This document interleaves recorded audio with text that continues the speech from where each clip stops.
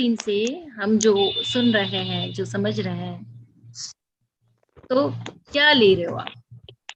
Self love. तो self love आप ले तो रहे हो, पर लाइफ के कौन से एरिया में ट्रांसफॉर्मेशन आ रहा है? किसी ने कोई ट्रांसफॉर्मेशन एक्सपीरियंस किया? Ma'am, mine could see my overthinking patterns, and I can identify the patterns, and these patterns are keeping me in the position I am. So I'm Okay. trying to break the pattern, and Hmm. also trying to bring in more love, and that is, I think that helped heal. I couldn't put my neck straight, nor sit at the computer. But now I'm doing the whole day and no issues. So I don't know.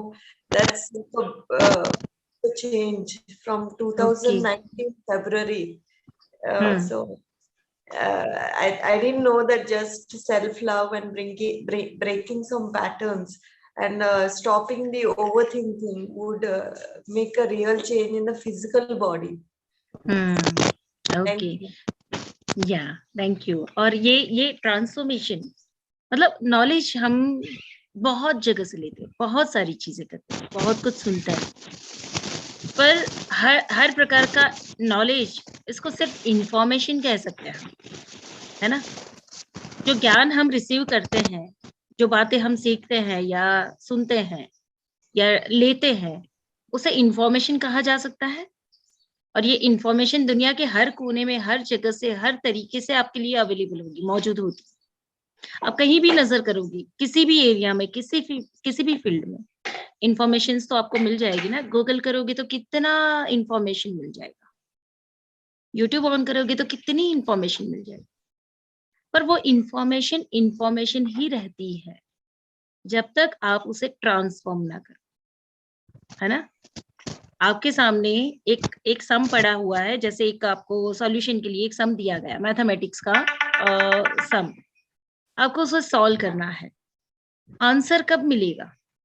जब आप उसमें particular formula apply करोगे। अगर multiplication होगा या division होगा या addition होगा या जो भी होगा, कोई पर्टिकुलर फॉर्मूला अप्लाई करोगे तो उसका आंसर मिलेगा।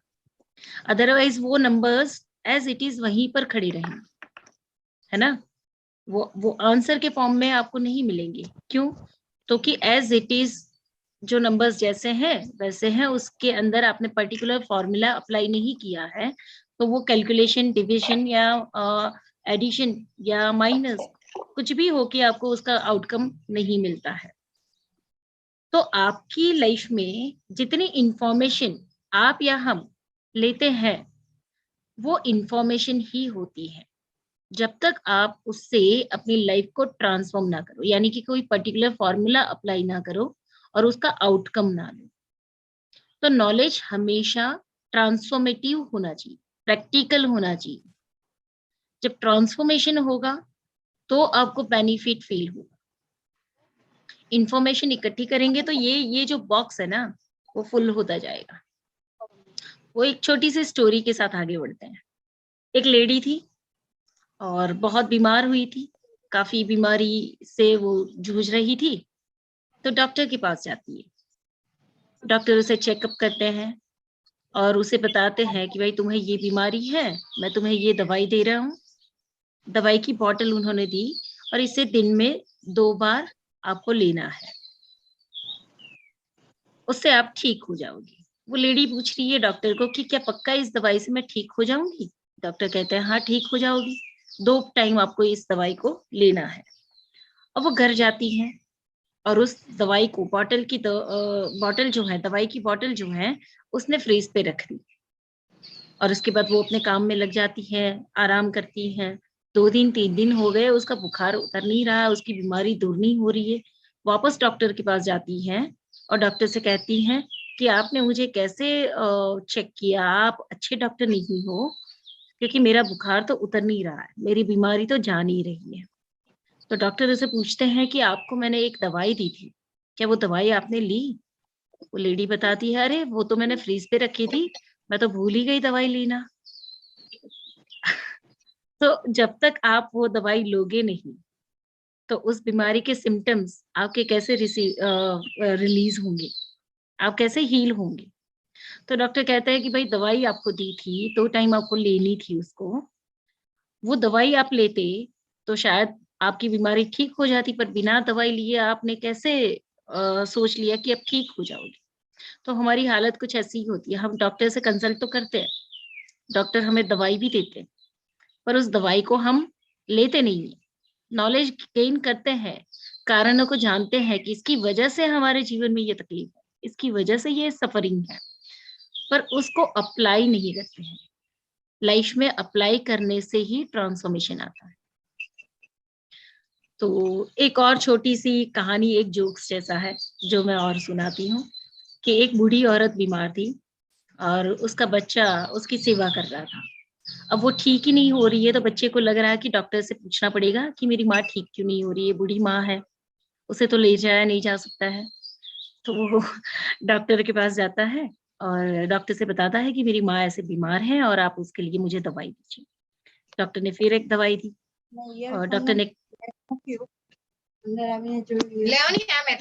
म्यूट म्यूट करिए, म्यूट करिए, म्यूट करिए। ओके। तो डॉक्टर उस बच्चे को दवाई देते हैं और उसे कहा कि जब भी अपनी माँ को दवाई पिलानी हो तो बराबर से हिला के पिलानी है। तो बच्चे ने कहा हाँ हाँ ठीक है, मैं समझ गया। अब वो घर जाता है और माँ को दवाई पिलाता है, जैसे डॉक्टर ने बताया था वैसे ही वो पिला रहा है। 2 दिन के बाद उसकी माँ मर जाती है। वो तो भागा दौड़ा डॉक्टर के पास जाता है, डॉक्टर से कहता है आपने मुझे कैसी दवाई दी, मेरी माँ मर गई आपकी दवाई से 2 दिनों में। डॉक्टर ने बताया कि मैंने तुझे दवाई दी थी और कहा था कि बराबर इसे हिला के पिलाना। बोला आपने जैसे बताया मैंने वैसे ही किया, तो कैसे मर सकती है। मैंने उसका डॉक्टर पूछ रहा है उस बच्चे को कि मुझे बताओ तुमने कैसे हिलाई थी, किस प्रकार से पिलाई थी दवाई। तो बोले पहले तो मैंने दवाई टेबल पे रखी, फिर माँ को ऊपर नीचे बराबर से हिला दिया, फिर माँ को 2 ढक्कन दवाई पिला दी। तो जैसे आपने बताया था मैंने तो माँ को वैसे ही दवाई पिलाई थी। आपने बताया था कि बराबर से उसको हिलाना और उसके बाद दवाई पिला देना। तो मैंने तो माँ को ऊपर नीचे हर तरीके से बराबर से हिला दिया और दवाई पिला दी। और 2 दिन में लगातार ये करता रहा। कल रात को अचानक मेरी माँ मर गई। आप कैसे डॉक्टर, आपने जैसे बताया वैसे ही कहा किया मैंने। तो डॉक्टर बता रहे हैं कि बेटा दवाई को हिलाना था, माँ को नहीं हिलाना था। इस बूढ़ी माँ को अगर इस तरीके से तुम हिलाओगे तो माँ मर ही जाएगी और क्या करेगी। और कई बार ये होता है कि नॉलेज तो हम लेते हैं पर उसको कैसे अप्लाई करना, क्या समझना, कितनी समझ हमें गेन करनी है, जो नॉलेज लिया हमने, जो सुना उसमें से कितना पोर्शन पोर्शन हमें किस प्रकार से लाइफ में अप्लाई करना है, ये हमें नहीं आता है। करना कुछ होता है और करते कुछ है। बीमारी की जड़ कहाँ पे है और हम चक्रा हील करने निकल जाते हैं। अब पता ही नहीं है कि चक्रा आपके इम्बैलेंस या ओवर बैलेंस है।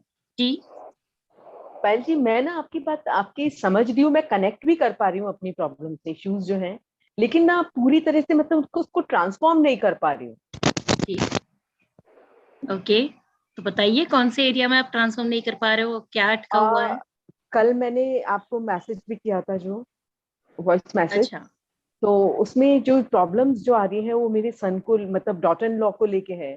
तो शी इज वेरी स्टबर्न किसी भी बात को। अभी जैसे उसकी अभी डॉटर हुई है तो 9-8 मंथ्स की हो गई, लेकिन वो ना उसके मामले में, मतलब किसी भी तरह उसके मामले में, अपने खुद के भी पर्सनल मैटर पे वो किसी भी तरीके से कोई एग्री नहीं करती किसी भी बात को लेके। मतलब जो वो कह रही है वो 100% सही है। और कोई भी दूसरा, मतलब गूगल को सर्च कर करके हर चीज के लिए वो बच्चे पे भी अप्लाई कर रही है, अपने अपने लिए तो करती है। तो चलो खुद के लिए तो खुद इतने मैच्योर है तो कुछ नहीं, लेकिन इतने छोटे बच्चों पे भी गूगल को सर्च कर करके अप्लाई कर दिए। और अगर हम एक भी बार उसको कुछ कहने की कोशिश करें, समझाने की कोशिश करें, तो वो सिरे से हर चीज के लिए मना कर देती है। बोली मैं मेरे बच्चे के लिए ये नहीं करूंगी, मैं वो नहीं करूंगी।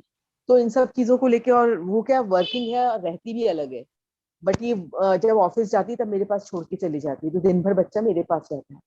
तो उससे भी 4 बार फोन कर करके आपने ये किया नहीं किया, ये किया नहीं किया। तो मेरे को भी थोड़ा बड़ा एम्बेरेसिंग फील होता है कि मतलब आफ्टर ऑल मैं भी एक्सपीरियंस हूँ, इतना मुझे पता है कि बच्चे को कैसे पालना है। होता हर चीज के लिए बार बार करना, तो मैंने 2-3 बार उसको कहा भी, अभी तो बहुत अति हो गई कि मैं उसके लिए कोई टॉय, उसके लिए वॉकर लेकर आई, तो वॉकर के लिए उसने देखते ही एकदम भड़क गई और बोली कि ना मैं तो अपने बच्चे को उस पर बैठाऊंगी ही नहीं। हम लोग का भी थोड़ा मूड खराब हो गया। मैं अपने आप को बहुत सोचने की, कनेक्ट करने की कोशिश कर रही हूँ कि डिस्टेंस आ रहा है, क्या रीजन है, कहाँ पे इसको मैं किस तरीके से इसको फिल करूँ। जी जी। अब इस पूरी सिचुएशन में आपको देखना है कि आपकी डॉटर इन लॉ आपको मिरर कर रही है। ऑब्जर्व करना शुरू करिए, उसको सामने देखिए, इसी समय पे ट्रांसफॉर्म करिए, देखना शुरू करिए उसका जो व्यवहार है, उसकी जो एटीट्यूड है या उसका जो रिएक्शन है, वो आपके अंदर के कोई ऐसे वुंड्स को सरफेस करने की कोशिश कर रहा है। उसको देखते हुए ऑब्जर्व करना शुरू करिए कि वो जो व्यवहार करती हैं, जो राइटियस व्यू है, ऐसा सेम बिहेवियर आपके अंदर कहाँ है।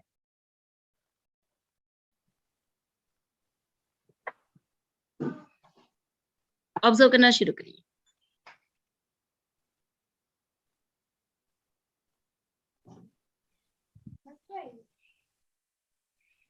अपने आप में तो नहीं पा रही हूँ मैं ऐसा कोई, ऐसा बिहेवियर मेरे अंदर, मतलब मेरे को, मैं समझ नहीं पा रही हूँ, हो नहीं मेरे को, मतलब कहीं और दिखाई नहीं जाइए, दे रहा। और जाइए, क्योंकि एक फॉर्मूला यहाँ पे अप्लाई करना है, समझ लीजिए। अगर आपकी फ्रीक्वेंसी में ना हो तो आपके बाहर की फ्रीक्वेंसी में कभी नहीं आ सकती। आपकी बाहर की दुनिया आपके अंदर की दुनिया का ही सर्जन है, परिणाम है। ठीक है, एक ही फॉर्मूला यहाँ पे अप्लाई हो। अब सच्चाई तक पहुंचना है। जब तक वो अंदर फ्रीक्वेंसी, अगर ये चश्मे मैंने व्हाइट ट्रांसपेरेंट पहने हैं तो मुझे आप सभी लोग व्हाइट ट्रांसपेरेंट ही दिखोगे, पर अगर मैंने इसके रेड ग्लासेस करवा लिए या येलो ग्लासेस करवा लिए तो आप सभी मुझे येलो या रेड दिखोगे।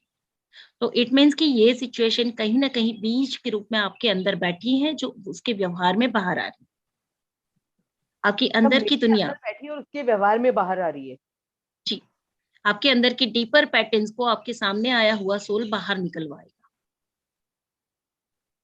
वो जो व्यवहार करेगा वो ही पैटर्न आपके अंदर कहीं ना कहीं पे है, जिसे हम अपने ब्लाइंड स्पॉट्स कहते हैं। ब्लाइंड स्पॉट्स कहाँ होते हैं? यहाँ पे, जो हमें दिखाई नहीं देते। आपके ब्लाइंड स्पॉट्स मुझे दिखेंगे पर वो आप नहीं देख पाओगे, क्योंकि बैक ऑफ द माइंड चलते हैं, पीछे चलते हैं। आपको लगता है कि मैं जो कह रही हूँ, मैं जो कर रही हूँ, वो मेरा व्यू पॉइंट मेरी तरफ से तो एकदम सही ही है, पर कहीं ना कहीं पे वो ब्लाइंड स्पॉट होता है जो आपको नहीं दिखाई देता। अब वो जो नहीं। बिहेव कर रही है, यस, सुनिए, 1000 आर्ग्यूमेंट्स करोगे लेकिन निकलेगा आपके अंदर से। ठीक है, अहम ब्रह्मास्मि क्यों कहते हैं? मेरे अंदर ही पूरा ब्रह्मांड छुपा हुआ है। तो मेरे अंदर जो फ्रीक्वेंसी है, मेरे अंदर जो ब्लॉकेजेस है, या मेरे अंदर जो कमियां है, उसी को बाहर निकलवाने के लिए या उसी को क्लियर करने के लिए सामने ऐसा ही उसी फ्रीक्वेंसी का व्यक्ति आता है। अब वो वैसा ही व्यवहार करता जाएगा, वैसी ही चीजें करता जाएगा, उसको देख के आप इरिटेट होते जाओगे, दृष्टि बाहर है उस व्यक्ति के ऊपर। पर यहाँ पे प्रश्न ये आता है कि मुझे सोचना पड़ेगा कि मेरे अंदर ऐसा क्या है जिसकी वजह से बाहर ऐसा व्यक्ति है। अगर मेरे अंदर की फ्रीक्वेंसी मैं ऑब्जर्व कर लूं, उस बीज को मैं ढूंढ के निकाल लूं, तो उसका व्यवहार बाहर से बदल जाएगा। इसके अलावा तीसरी और कोई सच्चाई, दूसरी और कोई सच्चाई हो नहीं सकती। तो अभी करो, आप ढूंढो और ढूंढो। अच्छा, ये बिहेवियर ठीक, केवल, ये बिहेवियर मेरे साथ ही नहीं, उसका अपने पेरेंट्स के साथ भी है। कोई बात नहीं, वो उसकी अपनी पैटर्न हो गई ना, वो उसका अपना लेसन हो गया। पर ओके। आपके सामने आपको जो एक्सपीरियंस हो रहा है, यहाँ पे एक सूत्र है, जो भुगते उसी की भूल। दादा भगवान है, जो दादा भगवान को शायद कोई जानते होंगे, कोई नहीं जानते होंगे, तो मैंने उनको भी काफी स्टडी किया हुआ है। और उनका ये फॉर्मूला बहुत सीधे सटीक तरीके से उन्होंने समझाया हुआ है कि जो भुगत रहा है भूल उसी की होती है, जो सफर कर रहा है भूल उसी की है कहीं ना कहीं पे। अब ईगो सेल्फ जो होती है वो हमेशा बाहर देखती है। इसका व्यवहार मेरे साथ नहीं, उसके माँ बाप के साथ भी ऐसा ही है, उसका व्यवहार दूसरों के साथ भी ऐसा ही है, मतलब वही ऐसी है। तो ये क्या हो गया? उंगली सामने हो गई। पर ये वो कैसे भी हो, मेरी फ्रीक्वेंसी में क्यों आई है और उसके व्यवहार से मुझे तकलीफ क्यों हो रही है, मेरा मूड क्यों खराब हो रहा है, इट मीन्स कि उतना पोर्शन मेरा लेसन है। पायल जी, ये क्या ये पॉसिबल है कि ये जो पैटर्न हमारे सामने एज अ रिफ्लेक्शन आ रहा है वो इस लाइफ का ना हो, इसलिए हमें लग रहा है कि हमने तो ऐसा नहीं कुछ किया या हमारे अंदर ऐसी कोई फीलिंग्स नहीं है, लेकिन ये हम कोई अपनी पास्ट लाइफ से कैरी कर रहे हैं और हमें उसकी अवेयरनेस ना हो। जी, एक होता है आपका पास्ट कर्मा उस पर्सन के साथ का, पर फिर भी इस जीवन में आपकी सेल्युलर मेमोरी में ये बिहेवियर, ये पैटर्न कहीं ना कहीं पे होगी, तभी आपकी फ्रीक्वेंसी में इस व्यक्ति को आपने अट्रैक्ट करके लिया है। एग्जैक्टली। ठीक है, तो पहले आपको यहाँ से निकालना पड़ेगा, और यहाँ से काम हो जाता है तो पास्ट में जाने की जरूरत नहीं पड़ती। इसलिए मिरर एक्सरसाइज का फॉर्मूला क्या है, आपके सामने आया हुआ कोई भी व्यक्ति, आपके सामने व्यवहार हो रहा किसी भी प्रकार का व्यवहार, परिस्थितियां आपको मिरर कर ढूंढो।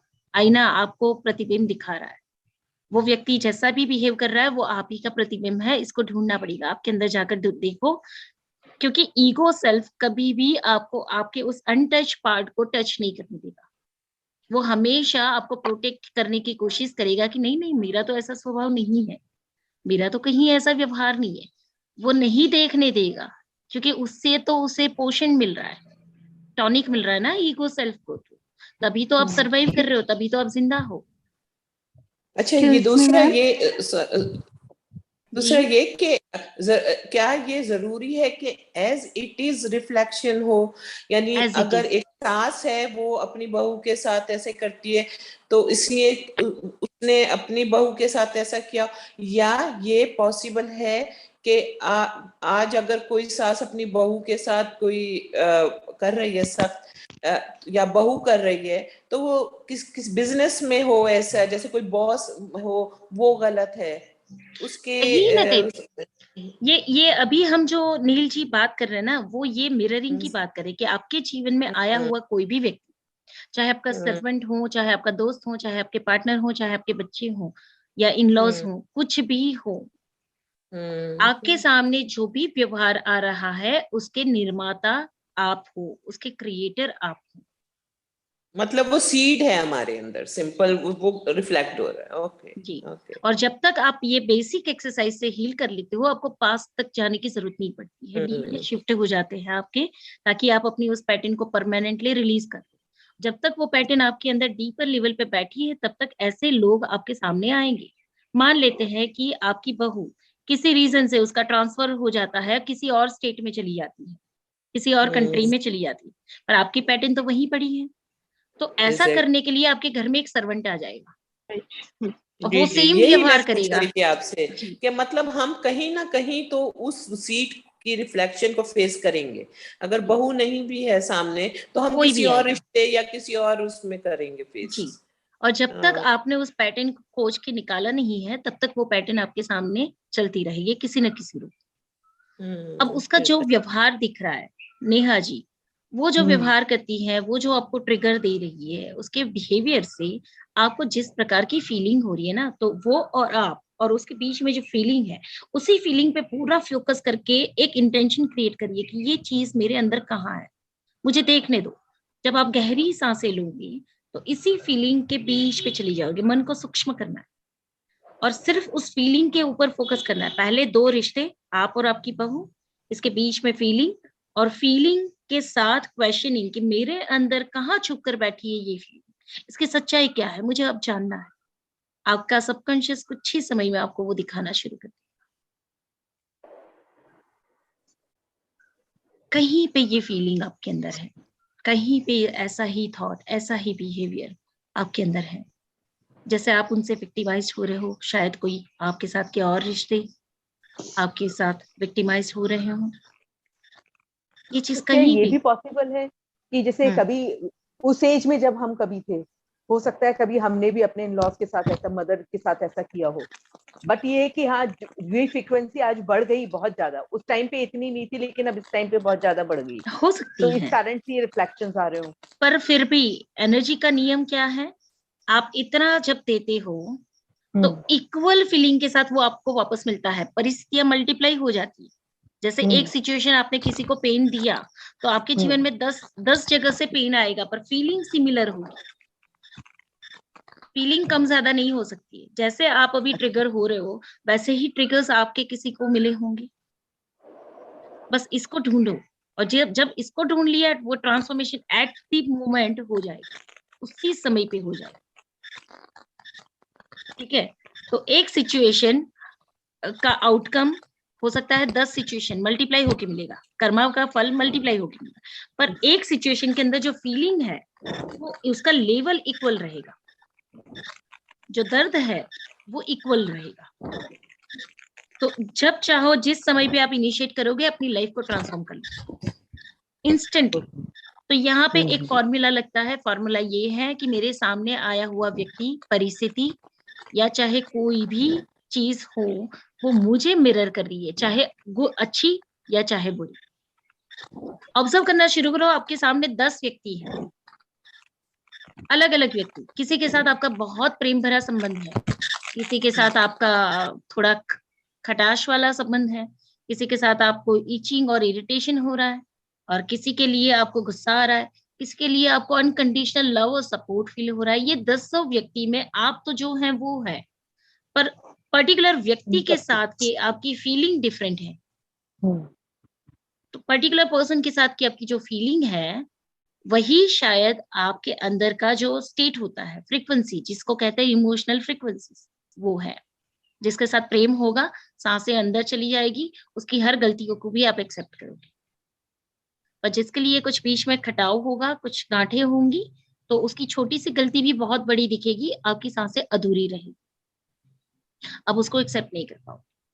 तो उस व्यक्ति के साथ का मिररिंग जब चेक करना शुरू करते हैं कि क्यों इसके लिए एक्सेप्टेंस नहीं है, क्यों इसका व्यवहार मुझे ट्रिगर दे रहा है, क्यों पेन फील हो रहा है, ये रिश्ते उस रिश्ते जैसे स्मूथ क्यों नहीं है, तो यहाँ पे मिररिंग चेक करनी है। और मिररिंग चेक करोगे, यस एक चीज मैं इसके लिए बोलना चाहूंगी कि अभी ये जो पेन केवल मुझको नहीं हो रहा, ये पेन पूरी फैमिली सफर कर रही है। हस्बैंड, उसका खुद का हस्बैंड, मेरे हस्बैंड, डॉटर, हम सब लोग सफर कर रहे हैं। जिसकी जो सफरिंग है उसके लिए वो ही काम करेंगे ना। हाँ, किसी को पेट में दुख, मतलब सुनिए किसी को पेट में दुख रहा है तो आप क्या करोगे, मेडिसिन दोगे, उसके पेट पे पट्टा बांधोगे या हींग लगाओगे या कुछ और हेल्प कर सकते हो, पर उसका पेन तो उसी को सफर करना है ना। तो जब वो पेन उठता है तो पर्टिकुलर जो व्यक्ति सफर करता है वो उसके कारण को भी ढूंढता है कि मैंने न जाने क्या ऐसा खा लिया कि शायद वायु हो चुका है, या फिर कुछ और जो मल की जगह बंद गया है शायद इसकी वजह से दर्द है, या फिर मैंने कुछ बाहर ऐसा खा लिया जिसकी वजह से फूड इन्फेक्शन हो गया, कोई ना कोई रीजन तो है। Let me work on that, मैं दूसरी बार ये चीज ध्यान रखूंगा जिसकी वजह से मुझे दर्द हो रहा है। तो जिसको दर्द हो रहा है ना, आसपास के व्यक्ति उसको थोड़ी सी शांति देने का प्रयास कर सकते हैं, और उसके दर्द को घटा नहीं सकते, ना ही आप अनुभव कर सकते। तो आप इस जीवन में इस व्यवहार से आपको जो दर्द हो रहा है वो आपका दर्द है, उनके हस्बैंड को जो दर्द हो रहा है वो उनका दर्द है। सबको अपने अपने रास्ते ढूंढने पड़ेंगे और अपने अपने सॉल्यूशंस ढूंढने। पर जब आप इस पैटर्न को समझ जाएंगे और आप अपने आप को फ्री कर लेंगे, ट्रांसफॉर्म कर लेंगे, तो दूसरों को सिखा पाएंगे ट्रांसफॉर्म करना। यस, तो वो भी कर पाएंगे फिर तो, कि इसका एक ही फॉर्मूला काम करता है इस जगह पे, कि मिररिंग को अप्लाई करो और चेक करना शुरू करो तुम्हारे मन में इसकी सोच कैसी है और तुम्हारा यही व्यवहार कैसा है उसके साथ। यानी कि तुमने जीवन में, अपने जीवन में जो ये तुम्हें लेसन दे रही है वैसा ही व्यवहार कहाँ किया हुआ है जिसका वो मिररिंग करे। और दूसरा कि परिवार के 10 सदस्य या 5 सदस्य एक ही व्यक्ति से जिस प्रकार से सफर कर रहे हैं, सबकी सफरिंग का लेवल अलग अलग है। सब एक जैसा सफरिंग नहीं करे और एक ही व्यू पॉइंट से या एक ही एंगल से सफर नहीं करे। सबके व्यू पॉइंट भी डिफरेंट होंगे, सबका लेवल भी डिफरेंट होगा। जिसकी जितनी फ्रीक्वेंसी कनेक्ट होगी या जिसके अंदर जितना पड़ा होगा उसी के अकॉर्डिंग भारो भार उसके सामने सफरिंग। ठीक है, तो अभी कहाँ नजर है, सिर्फ बाहर। और यही रीजन है ट्रांसफॉर्मेशन नहीं होने का। अगर नजर अपने भीतर चली जाए कि मेरे अंदर की 2 दिन से मैं यही कोशिश कर रही हूँ। फर्स्ट डे का भी मैंने दोबारा 2-3 बार मैंने रिपीट करके सुना, और मैं सबसे पहले कोशिश मेरी आज ही नहीं, मेरी हमेशा कोशिश, तो मैं आपको काफी टाइम से फॉलो कर रही हूँ, मेरी हमेशा कोशिश ये रही कि सबसे पहले मैं अपने अंदर देखूं कि कहाँ पे क्या रीजन है। और यही रीजन है कि मैं हमेशा इन लोगों को, हस्बैंड वगैरह को, सबको, फैमिली को मैंने रोका हुआ है कि आप लोग कुछ मत बोलो, ये अगर मेरा मैटर है तो मैं अपने आप समझ लूंगी, आप लोग बिल्कुल परेशान मत हो जी। अभी करिए ना, 5 मिनट लगेगी, ठीक, सिर्फ 5 मिनट्स लगेगी, अभी करिए। और जब तक आपको वो जड़ें ना दिख जाए और कंप्लीट ट्रांसफॉर्मेशन ना हो जाए, तब तक गहरी गहरी सांसें लीजिए, उस व्यक्ति को देखना शुरू करिए, उसको देखते हुए अपनी हार्ट बीट्स और अपनी ब्रीथ कैसी जा रही है उसको ऑब्जर्व करिए।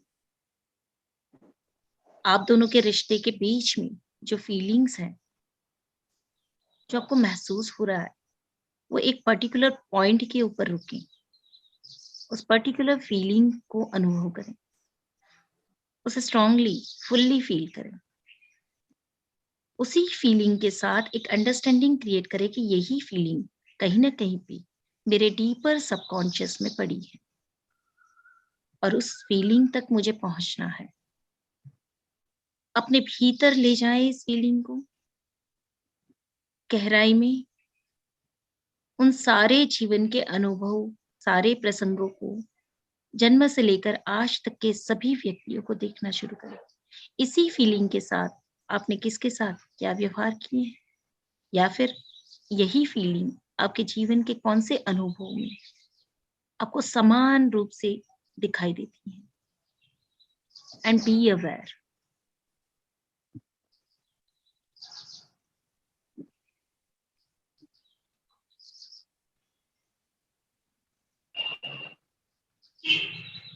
कोई थॉट, कोई विजन, कोई फीलिंग के लिए जागृत रहे, उसे ध्यान से देखिए, बिल्कुल रेजिस्ट ना करें।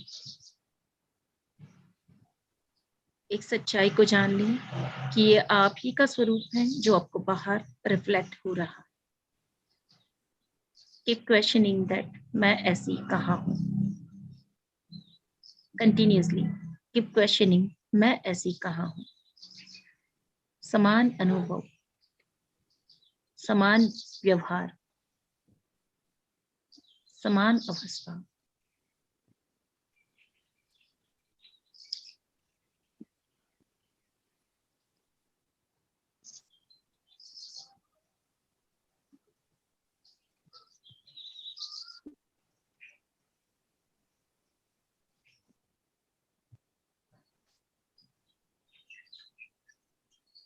तो एक ही चीज आ रही है कि यंग एज के अंदर इतनी स्टबर्न मैं भी थी।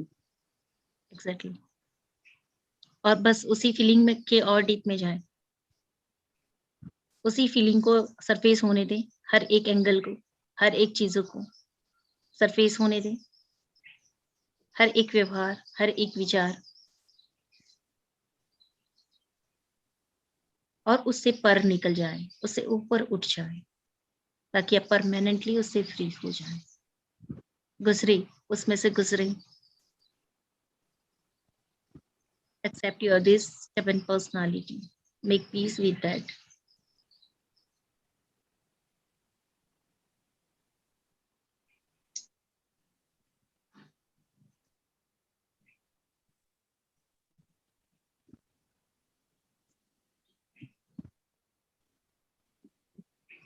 संपूर्ण स्वीकार कर ले अपनी इस पर्सनालिटी को और उससे पर निकल जाएं, उस परम आनंद में, उस शांति में, उस फ्रीडम में, जैसे हाथों से सब कुछ छूट गया हो।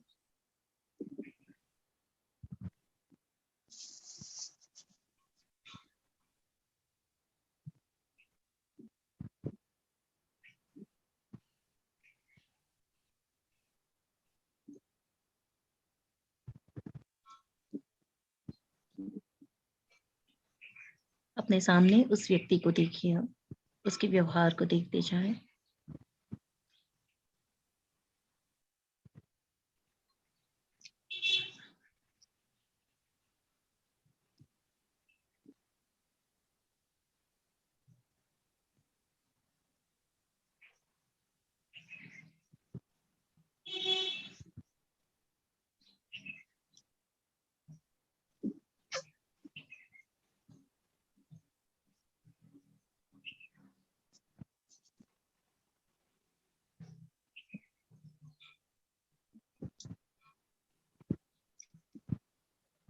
महसूस करें आपके शरीर के एक एक कोशों से इस फीलिंग को अब आप लेट गो कर रहे हैं, अपनी हायर सेल्फ को एक्सप्लोर करते हुए एक फ्रीडम की फीलिंग को एक्सपीरियंस करें, like you are totally free from that stubbornness, from that control, control of life, control of situation. Just let yourself free.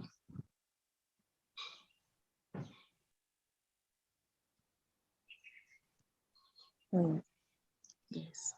अब उस व्यक्ति को देखें, उसके हर एक व्यवहार में अपने आप को और ऊंचा और बड़ा होता हुआ महसूस करें। जब आप अपने जीवन का कंट्रोल छोड़ रहे हैं, व्यक्ति या परिस्थिति के ऊपर का कंट्रोल छोड़कर फ्लोट कर रहे हैं, वह व्यक्ति भी आपके साथ इक्वली परफॉर्म करता जा रहा है।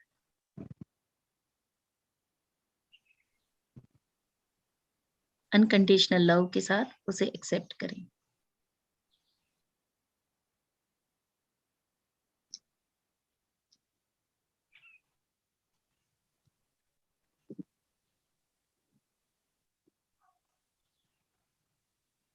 and feel that freedom.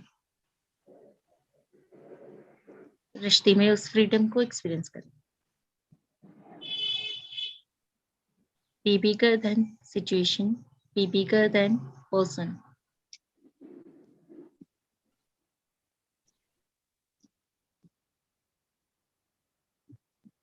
अब दोनों के बीच में एक कॉर्ड है, उस कॉर्ड को कट करें and let her go.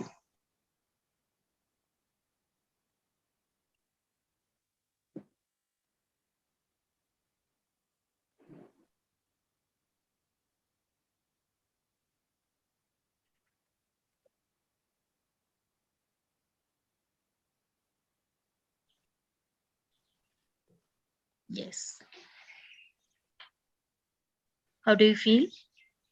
Light. Light. Transformation instant होता है। फील हो रहा है।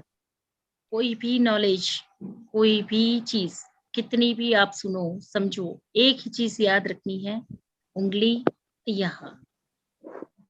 यहाँ ही समाधान है, इसके बाहर कोई समाधान नहीं। चाहे बड़े से बड़ी कोई सिचुएशन क्यों ना आ जाए, बड़े से बड़ा कोई लॉस क्यों ना आ जाए, या बड़े से बड़ा कोई ऐसा रिश्ता कि जो जहां अंत आ चुका हो, वहां पे भी समाधान आपको अपने अंदर ही ढूंढना है। फर्स्ट एड जो है वो मिरर एक्सरसाइज है। इसके बाद का सेकंड एड जो है, अगर वहां से भी आपकी पैटर्न ब्रेक नहीं होती है, इट मीन्स कि और डीपर लेवल पे बहुत कुछ बैठा हुआ है, तो उसके बाद है पास्ट लाइफ। और अगर वहां से भी कॉर्ड्स पूरे तरीके से कट नहीं होते, तो हो सकता है कि आपका एंसेस्ट्रल पैटर्न कहीं पे कंटिन्यू चल रहा है।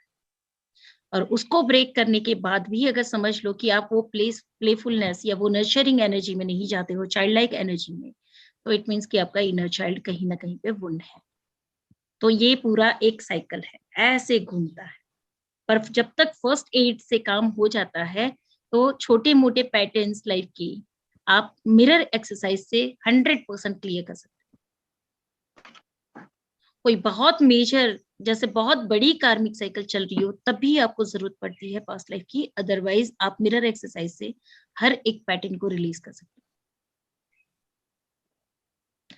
सेल्फ मास्टरी क्या है? उंगली नजर बाहर नहीं, उंगली और नजर अपने अंदर, अपनी सेल्फ पर। मेरी सेल्फ ने कहाँ कहाँ रस्सियां बांधी हैं, किस किस के साथ गांठें बांधी हैं, मैं उन सब गांठों को खोलती जाऊं और अपनी सेल्फ को फ्री करती जाऊं, मैं अपनी मास्टर होती जाऊं। ठीक है मैम? ठीक है, thank you ma'am, thank you जी, मोस्ट वेलकम जी। मैम मेरा एक क्वेश्चन है। हाँ कि कल आपने ना 3 परिस्थिति की बात की थी, जिसे बोलते हैं ना कि सारी उंगली हमारी तरफ ही है, सब कुछ, सारी एनर्जी हमारे अंदर ही है, या जो भी बात या जो भी परिस्थिति हमारी लाइफ में हो रही है, वो सब हमारे ही अंदर है, हमारी फ्रीक्वेंसी में ही है वो एनर्जी। तो आपने 3 परिस्थिति का मैम जिक्र किया था, जिसमें एक बोला था कि सामने वाला हमारे साथ कैसा व्यवहार कर रहा है, वो हमारे ऊपर थूक के जा रहा है, तो ये देखना कि क्या वो पेनफुल परिस्थिति में है या पेन में है। तो इस परिस्थिति में मैम हमें क्या मतलब वो मास्टरी करनी है? तो पहले देखो कि ये जो ह्यूमिलिएशन है या ये जो अब्यूज है इस प्रकार का, पहले तो आपने क्यों अट्रैक्ट किया है? उस व्यक्ति को 10 जन खड़े हैं और उसमें पूरी दुनिया में आप ही क्यों मिले कि आपके ऊपर वो थूक के जाएगा? पहला क्वेश्चन तो ये रहेगा। दूसरा ये रहेगा कि चलो आपके अंदर सेल्फ लव भरपूर है, आपकी फ्रीक्वेंसी में कुछ नहीं है, तो हो सकता है कि शायद वो दुखी है, पर फिर भी वो कितना भी दुखी हो, क्यों आपकी तरफ खींच कर चला आ रहा है, अट्रैक्ट होकर क्यों आ रहा है? यस मैम, तो वही बोल रही हूँ ना कि ठीक है अपनी फ्रीक्वेंसी में नहीं है, तो आपने जैसे बोला ना कि वो परेशान है या मान लीजिए पेन में है, तो उस समय हमें क्या मास्टरी करनी है मैम? मान लीजिए अपनी सेल्फ को ही मास्टर करना है क्योंकि हर परिस्थिति की जड़ आपके अंदर ही है। ये एक ऊपरी विचार है कि शायद वो कहीं दुख में है, एक समझ है, ऊपरी समझ कि एट ए टाइम आप कुछ रिएक्ट ना करो ताकि आपको अपने ऊपर काम करने का मौका मिल जाए। अगर आप रिएक्ट करोगे तो बाजी बिगड़ जाती है, लड़ाई कर लेते हो, अपने मूड को खराब कर लेते हो और चीजें और वर्स्ट हो जाती हैं। तो फर्स्ट थॉट ये करना है कि भाई शायद वो दुख में है, किसी तकलीफ में है, चलो भाई उसने जो भी किया उस समय पे उन चीजों को आगे बढ़ने ना दो और वहां से हट जाओ। सेकंड थॉट यही आता है कि जब वो मेरे साथ ये व्यवहार करके जाता है तो अब मेरे पास समय है, मैंने अपना टेम्पर नहीं गवाया है, तो let me work on that. अब मैं अंदर जाके ढूंढूं कि इसको पूरी दुनिया में मैं ही क्यों मिल रही हूँ कि मेरे ऊपर वो थोप कर जा रहा है। और दूसरा मैम आप बोला था ना कि मतलब कि आप उनको कैसे दिखे होगे जो उन्होंने मतलब आपके साथ ऐसा व्यवहार किया, तो इसका क्या मीन हुआ और इसमें मतलब क्या मास्टरी करनी, मैं कैसे दिखी होंगी उसके, वो मेरे साथ ऐसा कर रहा है? सी एक मिनट, जब आपके अंदर भरपूर गिल्ट पड़ा होता है ना, या आप अपने आप को कमजोर समझते हैं ना, तो सामने एक व्यक्ति आता है जिसे फील होता है कि इसको तो बड़े अच्छे से दबाया जा सकता है, इसके साथ दुर्व्यवहार किया जा सकता है। कोई स्ट्रांग होता नहीं है, आप कमजोर होते हो, उसे फील होता है। वो वही आपको जो आपके साथ जो सख्ती करने वाला व्यक्ति शायद दूसरे के आगे जाके बिल्ली बनता होगा। समझ रहे हो? तो आप कैसे अपीयर होते हो? आप वीक, आप स्मॉल, आप गिल्टी, उसके सामने अपीयर होते हो। उसकी आंखें ये देखती हैं कि ये गिल्टी है, कोई कॉन्शियसली नहीं सोचता है कि ये गिल्टी है, इसको और गिल्ट में डालो। ये व्यवहार फ्रीक्वेंसी आपको अपने आप अट्रैक्ट कर लेती है। ठीक है, तो जब आप सेल्फ गिल्ट में हो, अनवर्दीनेस में हो, आप सेल्फ लव से बहुत दूर हो, तब सामने वाले व्यक्ति को लगता है कि ये तो कचरा पेटी पड़ी है, डालो इसके ऊपर जितना कचरा डालना है। आपने अपने आप को कचरा पेटी बना के रखा है, डस्टबिन, गार्बेज बैग। आपने अपने आप को इतना कोस कर रखा हुआ है कि कोई भी आकर आपको कोस कर चला जाएगा, इसमें कौन सी बड़ी बात।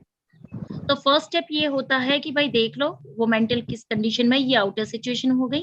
सेकंड स्टेप ये है कि अब आपने टेम्पर को नहीं गवाया है, आप पीसफुल ही हो इतना होने के बावजूद भी, तब जाके आप अपने अंदर जाओगे, अपने साथ काम कर पाओगे। और इसके बाद तीसरा स्टेज ये होता है कि जब आपने अपने आप को कंप्लीटली फ्री कर लिया और वो ट्रांसफॉर्मेशन अचीव कर लिया और आपने अनकंडीशनल लव की फ्रीक्वेंसी में आप ऊपर उठ गए, तो अब वो व्यक्ति आपसे नीचे के स्तर पर होगा। आप फिफ्थ स्टेप पे चले गए, वो दूसरे स्टेप पर है, वो आपको चाहे तो भी पकड़ नहीं पाएगा।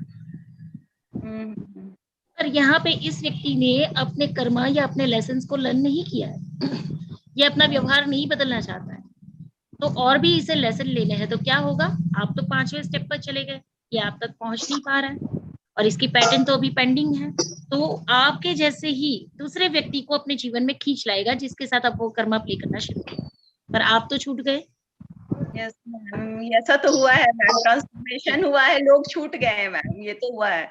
हाँ मैम, अभी हो रहा है ना वो मिररिंग, वो बहुत हुई है मैम, लेकिन अभी मैं मतलब उन लोगों से अब फ्री हो गई हूँ जी। तो मिररिंग में भी दो चीज होती है, एक तो जो व्यवहार बाहर हो रहा है वो समान व्यवहार आपके अंदर होता है, वो आपको ढूंढना है। एक पॉइंट ये हो गया, और दूसरा पॉइंट ये है कि इससे ऑपोजिट व्यवहार आपके अंदर क्या है वो भी ढूंढना है। हो सकता है कि मिररिंग में आप स्टबन ना हो, पर कोई बहुत स्टबन होगा और आप विक्टिम हो रहे हो, और यही पैटर्न आपकी जीवन भर चलती जा रही है, तो वापस कोई आएगा स्ट्रॉन्ग और स्टबन होकर जो आपको विक्टिम बनाता जाएगा। तो दोनों एंगल से आपको मिररिंग ढूंढनी है। कहीं आपके अंदर कोई क्वालिटी राइज तो नहीं करनी है, या फिर कहीं पर आपकी एक्सेस कोई क्वालिटी है जिसको रिलीज तो नहीं करना है। Yes ma'am. तो दोनों एंगल से एक बार दोबारा रिपीट कीजिए, क्या बताया ना मैम? मिररिंग में मैंने देखा ना कि मैं खुद के साथ ऐसा कर रही थी। जी, खुद के साथ मैं ऐसा कर रही थी तो लोग मेरे साथ ऐसा कर रहे थे, मैं खुद को नहीं रिस्पेक्ट कर रही थी, खुद को नहीं सेल्फ लव कर रही थी, तो लोग उस तरह से मेरे साथ बिहेव कर रहे थे। तो मिररिंग में हमेशा 2 पॉइंट आपको देखना है। एक तो या तो जो स्टबर्ननेस आपको दिख रही है वैसी सेम स्टबर्ननेस आपके लाइफ में है, अगर वहां से आपको कुछ मिल गया तो आप वहां से फ्री हो सकते हैं।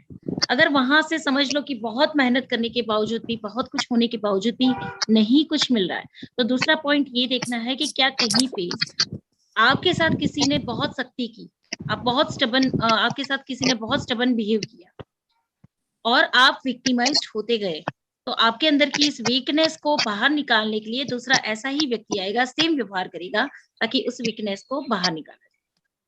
लाइक एक छोटा सा बच्चा। जी बोलिए पायल जी, बात में नहीं, आप कंटिन्यू करिए, फिर मैं एग्जांपल देती हूँ। अच्छा पायल जी, मेरे जो माइंड में क्वेश्चन है कि जैसे ट्रांसफॉर्म हो जाता है एक इंसान, और सपोज मैंने सेल्फ मास्टरी पे कर लिया, पूरा मुझसे एक्नॉलेज कर लिया, ट्रांसफॉर्मेशन हो गई मेरी, अब मेरे सामने एक शख्स आता है, वो मुझे बुरा भला कह रहा है और मैं उसको बहुत पोलाइटली डील कर रही हूँ, मैं उसके साथ कुछ बुरा नहीं कर रही, वो मुझे बुरा भला कह जा रहा है। अब इस जगह पे मेरे सामने तो जो रिफ्लेक्शन है वो मेरे अंदर कोई सीड है जो मुझे अभी भी रिफ्लेक्ट हो रहा है उस शख्स की सूरत में जो मुझे बुरा भला कह रहा है, लेकिन वो जो शख्स है उसके सामने मैं खड़ी हूं और मैं उसको कुछ नहीं कह रही, एक्सेप्ट कर रही हूँ उसको, तो इसका मतलब है उस शख्स के अंदर फिर कोई अच्छा सीड है जो वही उसको एक अच्छा रिफ्लेक्शन मिल रहा है और मुझे बुरा रिफ्लेक्शन मिल रहा है।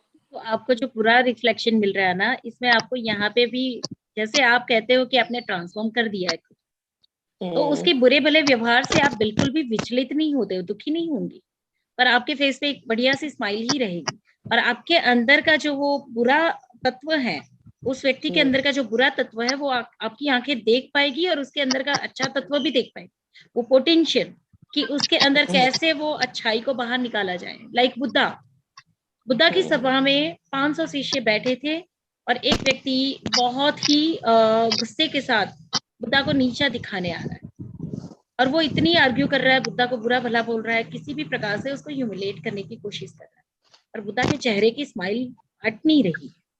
तो वो व्यक्ति सोचता है कि ये कैसा इंसान है कि मैं इसको इतना बुरा भला कह रहा हूँ, इसके ऊपर इतने आरोप लगा रहा हूँ और इसके लिए इतनी बुराइयां करता जा रहा हूँ, पर इसे कोई फर्क नहीं हो रहा है। तो वो बुद्धा के पैरों में पड़ जाता है, वो हाथ जोड़ के पूछता है कि बुद्धा मुझे बताइए कि आपकी इस परम शांति का रहस्य क्या है। तो बुद्धा वाली अवस्था जो होती है जहाँ पे सामने वाला जो एग्रेसिव है या ह्यूमिलेट कर रहा है या कोई गलती कर रहा है, तो बुद्धा के चेहरे पे एक प्रसन्नता है और बुद्धा को पता है कि इस व्यक्ति को कैसे ट्रांसफॉर्म करना है। तो या तो आपको उस स्टेट तक पहुंचना है और आपको चेक करना है क्या आप उस स्टेट में पहुंचे हो, या फिर सामने वाला आपके साथ दुर्व्यवहार कर रहा है, तो इट मींस आपके अंदर कोई बीज अभी भी पड़ा हुआ है। अगर बीज निकल गए होंगे और सामने कोई दुर्व्यवहार करेगा तो आपकी सांस इतनी सी भी ऊपर या नीचे नहीं होगी, वही काम स्टेट आपका रहेगा। नहीं पायल जी, मैं थोड़ा जरा ये क्लियर करें कि जैसे बुद्धा के सामने जो शख्स आया है और वो यानी बुरा भला कह रहा है, तो वो शख्स जो है वो तो बुद्धा को फेस कर रहे हैं ना, तो उसके अंदर उस शख्स के अंदर भी मतलब कोई बहुत अच्छाई है जो उसके सामने बुद्धा है। जी ओके जी, और इसीलिए बुद्धा का जो स्माइल के सामने अगर कोई अच्छा शख्स खड़ा है तो वो जो शख्स बुरा भला कह रहा है उसके अंदर खुद बहुत अच्छाई है जी, ट्रांसफॉर्मेशन होने की संभावना है, बीज का फलीभूत होने की के चांसेस हैं कि उसमें पोटेंशियल है कि वो पौधा बनेगा और फल फूल देगा। हर एक व्यक्ति में ये पोटेंशियल होता है कि कब कौन मोक्ष प्राप्त करेगा ये कहा नहीं जा सकता। इसी प्रकार से मैंने अंगुलीमाल की स्टोरी भी आपको बताई थी शॉर्ट में, शायद चैनल पे शेयर की थी कि किस प्रकार से अंगुलीमाल सबकी उंगलियां काट रहा था और सबके हत्याएं कर रहा था और सभी उससे डरते थे, पर बुद्धा बिल्कुल डरे नहीं। लोगों ने मना भी किया कि उस रास्ते मत जाओ, वहां पे अंगुलीमाल है, पर बुद्धा चले गए। बुद्धा को जैसे आज पता ही था कि अंगुलीमाल का अंदर का जो बीज है उसे आज फलीभूत करना ही था उनको, तो वो उसे फेस करते हैं, वो सामने आ जाता है, इतना भयानक चेहरा और शरीर, हाँ गले में उंगलियों की माला पहनी है और बुद्धा को डर नहीं लग रहा है। तो अंगुलीमाल बोलता है कि मुझसे सारे लोग डर रहे हैं, आपको मुझसे डर नहीं लगता है क्या? मैं इतना भयानक हूँ, मैंने सभी की उंगलियां काटी और सबके खून कर दिए, मैं आपको भी मार डालूंगा। वो बोले मारना तो बहुत आसान है, उसमें तूने क्या साहस किया, तूने क्या पराक्रम दिखाया है? अगर तू कुछ कर सकता है तो ये जो पेड़ से पत्ता गिरा हुआ है ना, उसे वापस लगा के आ जा, तब मैं मानू कि तू साहसी है। तो अंगुलीमाल सोचता है कि पत्ता पेड़ से तो गिर गया, पर मैं उसको वापस लगाने के तो सक्षम नहीं हूँ। मेरी ये शक्ति किस काम की, मेरा ये पराक्रम किस काम का? उसे उस दिन रियलाइज हो जाता है कि मैं खुद को जो शक्तिशाली मान रहा हूँ, ये तो सिर्फ एक दिखावा है। मैं तो इस पत्ते को भी पेड़ से जोड़ नहीं पा रहा हूँ, मैं कौन सा शक्तिशाली? और फिर वो बुद्धा के चरणों में गिर जाता है, और बुद्धा उस दिन उसे खड़ा करते हैं, उसे दीक्षा देते हैं, और उसी जीवन में अंगुलीमाल मोक्षा को प्राप्त करता है। तो वो अंगुलीमाल का सौभाग्य था कि बुद्धा उसके सामने आए। Exactly. पर यहाँ पे इस परिस्थिति में ये नहीं कह सकते हैं कि बुद्धा को अंगुलीमाल क्या मिररिंग करता है, कि बुद्धा को इससे कोई इम्पैक्ट या इफेक्ट नहीं हुई है। बुद्धा बिल्कुल भी विचलित नहीं हुए, उनका जो प्रेम, उनकी जो मानसिक स्थिति थी, वो तो एज इट इज रही ना। तो किसी के संपर्क में आने से आप बदल जाते हो तो समझ लो वो कमजोरी आपकी है, पर आपके संपर्क में आने से कोई भी व्यक्ति बदल जाता है तो वो आपकी mastery. Okay, yeah, beautiful. Yes, ठीक है, yes. ओके। Thank you.